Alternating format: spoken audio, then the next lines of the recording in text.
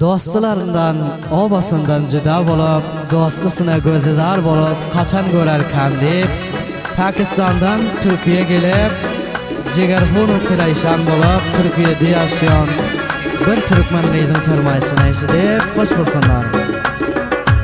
Ey dostum motor artık isterler malayda sep dertesi falan daldım ben toymaylı da gayda sep.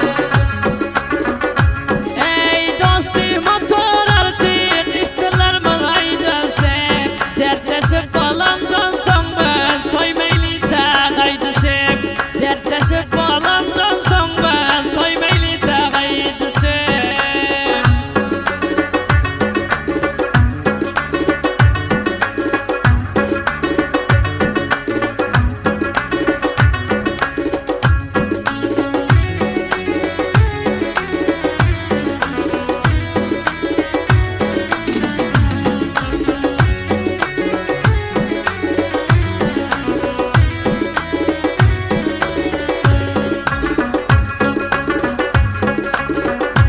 Sal geçip giden günler indi yarman dolup dur. Yada düşüp bu haytmenin bir göresim gelip dur.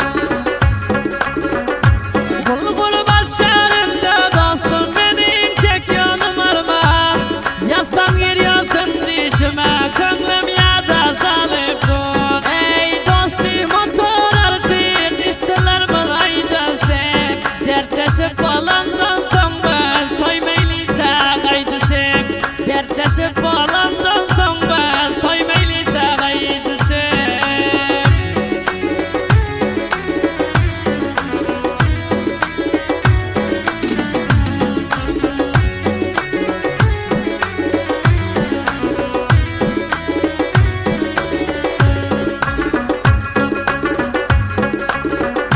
Haçan görer kan diyarın iki gözden yaş akıp Huda yarın edip kaldım kaydım obadan çıkıp.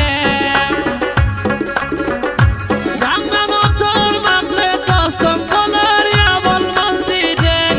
Hep koşmana dilim varmam damadım doldu bakıp. Ey dostum otur artık isterler malayda sep dertleşip falan daldım ben toymaylı da gaydı sep dertleşip falan daldım